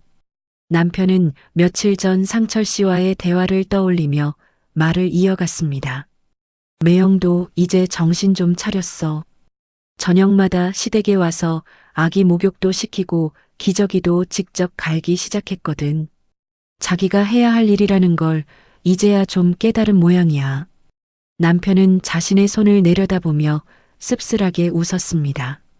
사실 나도 엄마 집에서 3일 동안 직접 미역국 끓이고 빨래 다 해봤거든. 근데 진짜 보통 일이 아니더라. 유튜브 보고 따라하는데도 맛은 안 나고 빨래는 왜 그렇게 계속 나오는지 말이야. 그걸 당신한테 시키려고 했다니 내가 얼마나 무책임했는지 뼈저리게 느꼈어. 남편의 진심 어린 보고를 들으며 민주 씨는 스테이크를 한 점 썰어 입에 넣었습니다. 어머님은 뭐라고 안 하셔? 어머니, 당연히 처음엔 난리 나셨지. 당신 욕도 하시고 나한테 서운하다고 우시기도 했어. 근데 내가 단호하게 선을 그었어. 이건 민주가 할 일이 절대 아니라고 말이야. 내가 아들로서 단호하게 나가니까 어머니도 더는 당신 부르라는 소리 못 하시더라. 민주 씨는 우아하게 냅킨으로 입가를 닦으며 짧게 대답했습니다. 잘했어. 여보, 원래 그래야 하는 거였어. 칭찬을 늘어놓거나 감동해서 눈물을 흘리는 일은 없었습니다. 당연히 해야 할 일을 이제야 제대로 한 것에 대해 과도한 감사를 표하는 것은 민주 씨의 방식이 아니었죠. 식사를 마치고 돌아온 두 사람의 집은 이전보다 더 아늑하고 평온해 보였습니다. 짐을 정리하고 거실 소파에 앉자 남편이 민주 씨의 손을 꼭 잡으며 다시 한번 입을 열었습니다. 민주야, 나 이번에 정말 생각 많이 했어. 그의 눈에는 아내에 대한 미안함과 존중이 가득했습니다. 앞으로 우리 집 일에 절대 당신 끌어들이지 않을게. 내 가족 문제는 내가 먼저 해결하고 방어막이 될게. 그리고 너한테 그냥 좀 도와줘라고 했던 거, 그게 얼마나 이기적이고 무책임한 말이었는지 이제는 알아. 진짜 미안해. 민주 씨는 남편의 흔들림 없는 눈동자를 가만히 바라보았습니다. 고마워, 여보. 나 사실 그 말이 듣고 싶었어. 그녀의 목소리는 차분했지만 힘이 있었습니다. 당신도 알다시피 나는 당신을 사랑해서 당신과 결혼한 거야. 당신의 가족까지 내 몸 바쳐 사랑할 의무는 내게 없어. 인간적으로 존중은 하겠지만 나를 희생하면서까지 헌신하지는 않을 거야. 이게 내 기준이고 내 삶의 방식이야. 당신, 이거 확실하게 받아들일 수 있어? 남편은 한치의 망설임도 없이 고개를 끄덕였습니다. 응, 받아들일 수 있어. 아니, 당연히 그래야지. 내가 당신을 지켜줄게. 이 대화는 두 사람의 관계에서 아주 중요하고 새로운 규칙이 세워지는 역사적인 순간이었습니다. 잠자리에 들기 전 민주 씨는 수빈 씨에게 짧은 문자를 보냈습니다. 잘 도착했어. 남편이 이제야 좀 사람이 됐네. 그러자 1분도 안 되어 수빈 씨의 답장이 도착했죠. 역시 사람은 좀 맞아야 정신을 차린다니까. 축하해. 민주야. 근데 시어머니는 어떻게 됐어? 조용히 계셔? 민주 씨는 창밖의 밤풍경을 보며 답장을 써내려갔습니다. 그건 아직. 민주 씨는 전송 버튼을 누르고 핸드폰을 내려놓았습니다. 남편과의 문제는 일단락되었지만 아직 시댁이라는 거대한 상과의 결전이 남아있음을 그녀는 알고 있었습니다. 하지만 예전처럼 두렵거나 걱정되지는 않았죠. 이제 그녀의 옆에는 든든한 방어막이 된 남편이 있었고 그녀의 마음속에는 그 무엇보다 단단한 자기 확신이 자리 잡고 있었으니까요. 민주 씨는 모처럼 깊고 평온한 잠에 빠져들었습니다. 민주 씨가 일상으로 돌아온 지 일주일이 흘렀습니다. 회사 업무도 남편과의 관계도 서서히 자리를 잡아가고 있었죠. 그러던 어느 평일 저녁 침묵을 지키던 시댁에서 연락이 왔습니다. 봉순 여사가 남편에게 전화를 걸어 짧고 굵게 통보를 한 것이죠. 이번 주말에 너희 부부 둘 다 와라. 내가 할 말이 좀 있구나. 남편은 전화를 끊고 조심스럽게 민주 씨의 눈치를 살폈습니다. 여보, 어머니가 이번 주말에 꼭 좀 오라셔. 할 말이 있으시다고 하는데. 당신 가기 싫으면 내가 잘 말씀드리고 나만 다녀올게. 남편은 아내가 또다시 상처받을까봐 걱정스러운 표정을 지었죠. 하지만 민주 씨는 의외로 덤덤한 표정으로 대답했습니다. 아니야, 가야지. 나도 어머니한테 꼭 드리고 싶은 말씀이 있었거든. 이번 기회에 확실히 정리하는 게 좋겠어. 민주 씨의 목소리는 차분했지만 그 안에는 물러설 수 없는 단단한 결의가 담겨 있었습니다. 드디어 주말이 되어 두 사람은 시댁 문을 열었습니다. 현관을 들어서는 순간 민주 씨는 이전과는 확연히 달라진 집안 분위기를 느꼈습니다. 부엌에서는 낯선 아주머니 한 분이 능숙한 손길로 음식을 만들고 계셨습니다. 남편이 고용한 산후도우미 아주머니였죠. 전문가의 손길이 닿으니 쑥대밭이었던 부엌은 금세 제 모습을 찾았습니다. 거실로 들어서니 늘 소파에 누워 명령만 하던 제이 씨가 제법 산후조리가 된 얼굴로 앉아 있었습니다. 그리고 가장 놀라운 풍경이 펼쳐졌죠. 시누이 남편인 민철 씨가 거실 한복판에서 아기 옷과 기저귀를 정성껏 개고 있었던 것입니다. 핸드폰만 들여다보며 무기력하게 앉아있던 이전의 모습은 찾아볼 수 없었죠. 재혁이 단호하게 일침을 가한 뒤로 민철 씨도 자신의 책임을 비로소 깨달은 모양이었습니다. 봉순 여사는 거실 상자에 꼿꼿하게 앉아 민주 씨를 기다리고 있었습니다. 그녀의 표정은 여전히 딱딱하게 굳어 있었죠. 오느냐? 거기 좀 앉아라. 봉순 여사는 민주 씨가 자리에 앉자마자 기다렸다는 듯 첫 포문을 열었습니다. 민주야, 내가 그때 너한테 산후조리 좀 도와달라고 한 거 말이다. 그게 내가 너를 괴롭히려고 한 거겠니? 다 우리 식구끼리 정 좀 나누고 어려울 때 돕고 살자는 뜻이었어. 봉순 여사의 목소리는 예전처럼 쩌렁쩌렁하지 않았습니다. 지난 며칠간 겪은 혹독한 고생이 트라우마가 된 듯 말끝마다 미세한 떨림이 느껴졌죠. 그런데 넌 내 전화 한 통에 해외로 도망을 가버렸잖니. 내가 무릎이 아파서 죽는다고 나 좀 살려달라고 울면서 전화를 했는데 말이다. 어떻게 며느리가 돼서 그 옆에서 샴페인을 마시고 있었다고 할 수가 있어? 그게 정말 네가 할 행동이라고 생각하니? 봉순 여사의 논리는 여전히 며느리의 도리라는 낡은 틀에 갇혀 있었습니다. 자신의 이기적인 요구는 정으로 포장하고 민주 씨의 정당한 거절은 불효로 몰아세우고 있었죠. 민주 씨는 봉순 여사의 말을 단 한마디도 끊지 않고 끝까지 경청했습니다. 그리고 앞에 놓인 차를 한 모금 천천히 마신 뒤 고개를 들어 봉순 여사의 눈을 똑바로 응시했습니다. 민주 씨의 입술이 열리는 순간 거실에는 서늘할 정도의 정적이 감돌았습니다. 어머님, 저도 드릴 말씀이 있어요. 더 이상 오해가 없도록 제가 딱 4가지만 정리해서 말씀드릴게요. 민주 씨의 목소리는 낮고 차분했지만 그 한마디 한마디가 봉순 여사의 급소를 정확히 찌르기 시작했습니다. 첫째로 신우이 형님의 산후조리는 형님의 남편인 민철님이 1차적으로 책임지는 게 맞습니다. 남편이 아내를 돌보는 건 당연한 의무니까요.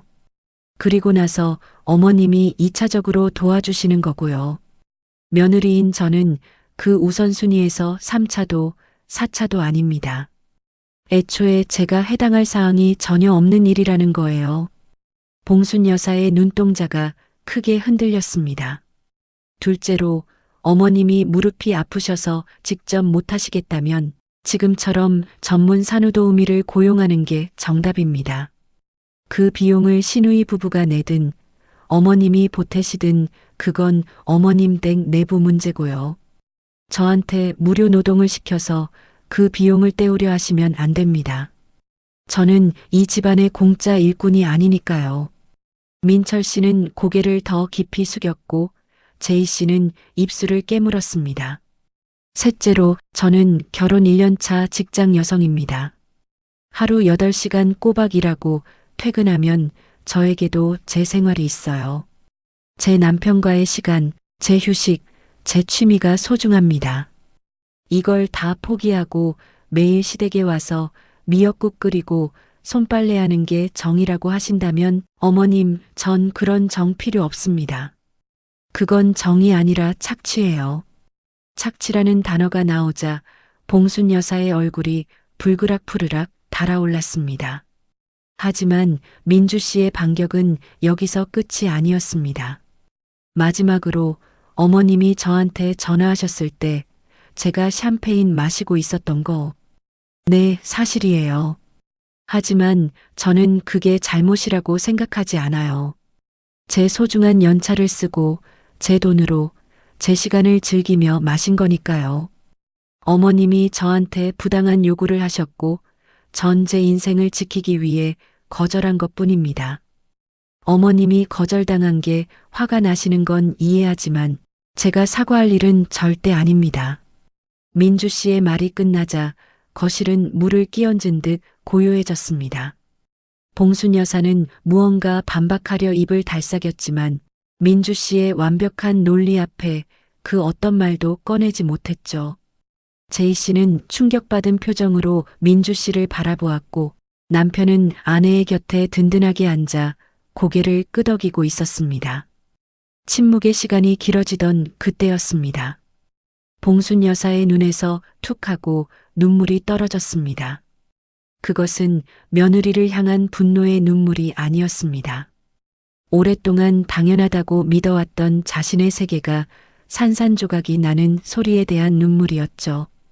그래, 내가 잘못 생각했구나. 봉순 여사의 목소리가 힘없이 잦아들었습니다. 민주야, 내가 너를 너무 쉽게 생각했어. 너도 누군가의 귀한 딸이고 네 인생이 있는 사람인데 말이다. 나는 그저 내 딸 힘든 것만 보이고 내 무릎 아픈 것만 생각나서 그걸 다 너한테 떠넘기면 된다고 생각했어. 정말 미안하다.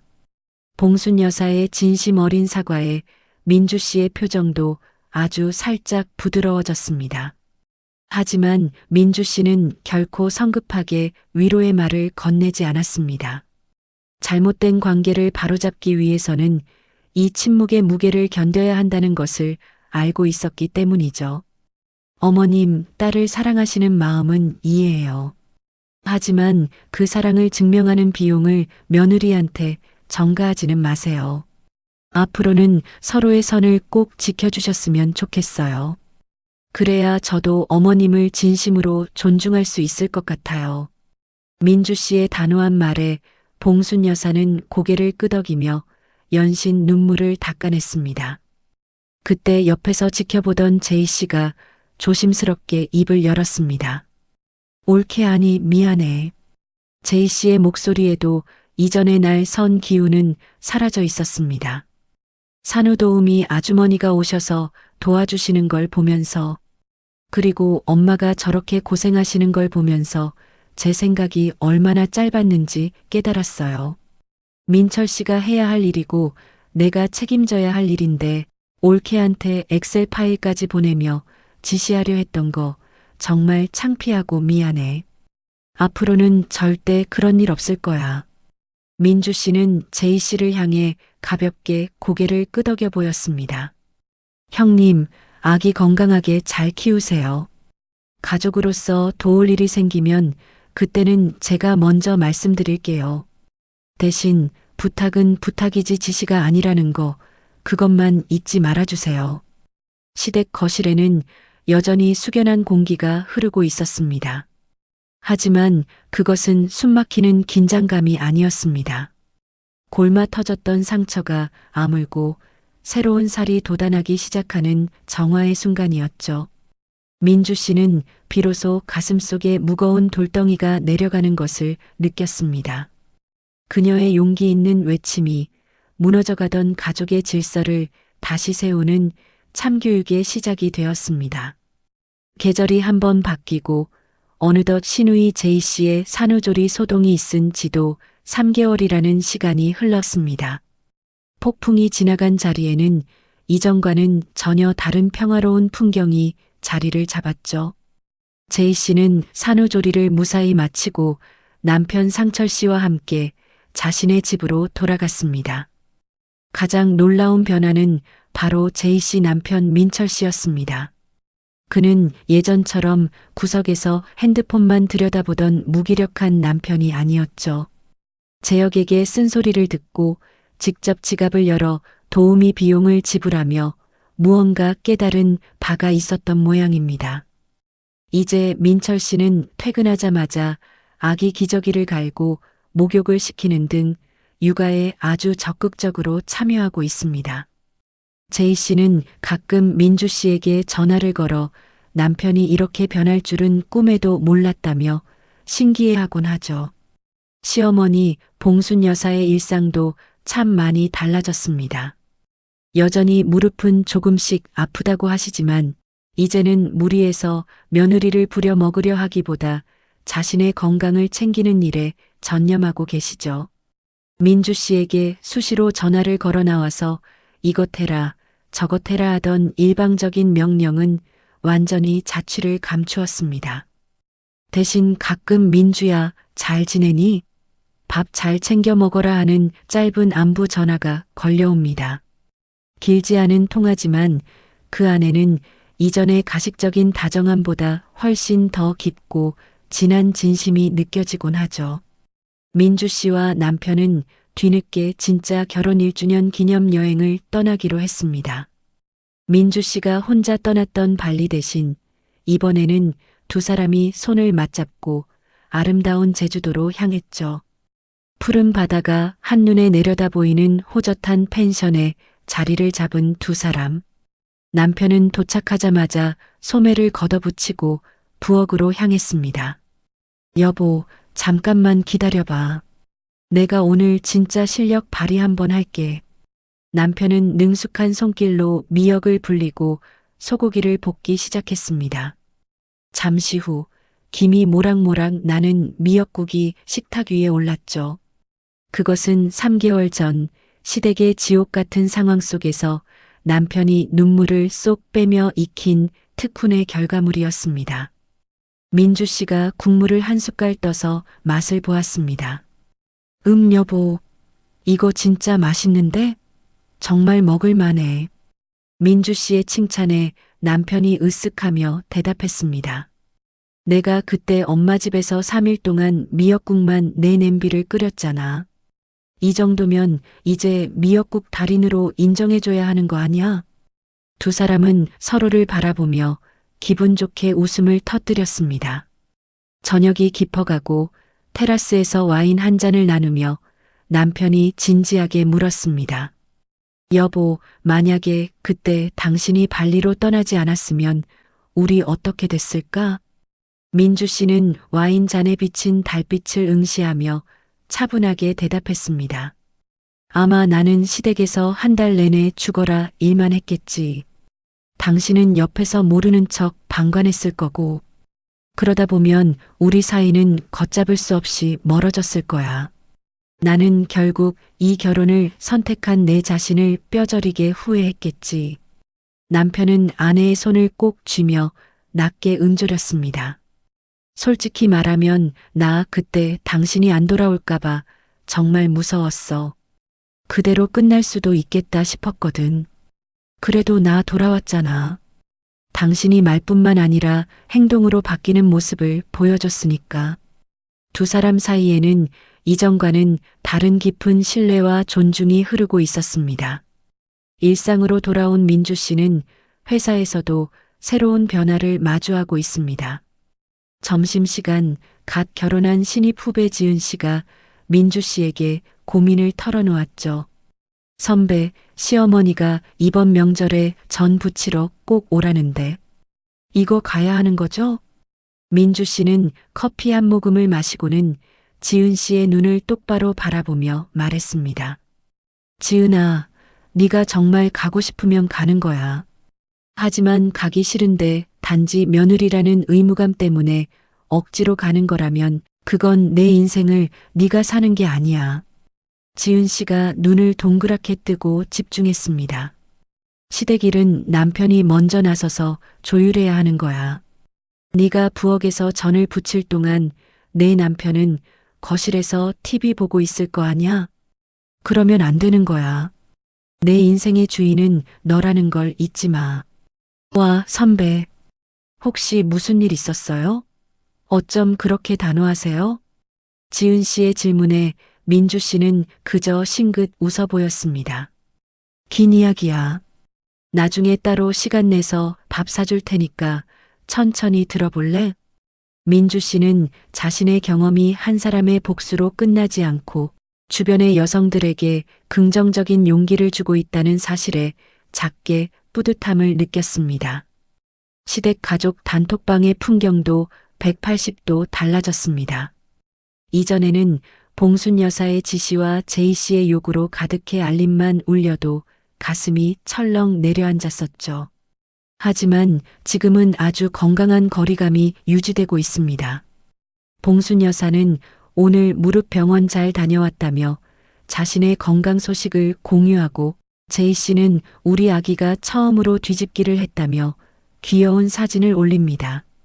민철 씨는 육아 선배가 된 듯 유용한 아기용품 링크를 공유하며 존재감을 드러내죠. 남편은 엄마 건강 잘 챙기세요 하며 적절하게 안부를 묻고 민주 씨는 아기 사진에 아이고 너무 귀엽네요 정도의 짧고 깔끔한 반응을 보냅니다. 누구도 과도하게 희생하지 않고 누구도 무리한 요구를 하지 않는 이 적절한 균형. 그것이 바로 민주 씨가 그토록 원했던 건강한 가족의 모습이었습니다. 평화로운 주말 오후 민주 씨는 베란다 의자에 앉아 향긋한 커피 한 잔을 즐기며 창밖을 바라보았습니다. 따사로운 햇살이 거실 깊숙이 스며드는 기분 좋은 날입니다. 거실에서는 남편이 휘파람을 불며 로봇 청소기를 돌리고 잘 마른 빨래를 정성껏 개고 있었습니다. 이제 집안일은 당연히 함께하는 것이라는 인식이 완전히 자리를 잡았죠. 민주 씨는 한결 가벼워진 마음으로 마지막 독백을 내까렸습니다. 결혼은 두 사람이 만나서 새로운 삶을 꾸리는 거지. 결코 두 가문이 합쳐져 한 사람을 희생시키는 계약이 아니야. 결혼했다고 해서 나라는 존재가 사라지는 것도 아니지. 나는 누군가의 며느리이기 전에, 누군가의 아내이기 전에 오직 나 자신이야. 그 나를 지키는 일은 이기적인 고집이 아니라 함께 살아가기 위한 가장 절박한 생존 전략이었어. 민주 씨는 3개월 전 발리해변에서 마셨던 샴페인의 톡 쏘는 맛을 떠올렸습니다. 그날 나는 전화를 끊고 여행을 떠났어. 시어머니의 절규를 뒤로 한 채 샴페인을 마셨지. 누군가는 나를 냉혈한이라고 손가락질할지도 몰라. 하지만 그날 내가 들었던 한 잔의 샴페인이 내 결혼을 구했고 무너져가던 내 자존감을 살렸어. 그리고 결국에는 이 가족 전체를 훨씬 더 건강하고 단단하게 만들었지. 민주 씨는 커피잔을 내려놓고 거울 속에 비친 자신의 환한 미소를 가만히 응시했습니다. 오늘도 내 인생의 주인은 바로 나야. 샴페인 한 잔의 용기, 그 작지만 위대한 결단이 모든 것을 바꾸어 놓았으니까. 민주 씨의 표정에는 그 어느 때보다 깊은 평온함과 승리자의 여유가 가득했습니다. 그녀의 눈부신 미소와 함께 이 통쾌한 참교육의 이야기는 행복한 마침표를 찍었습니다.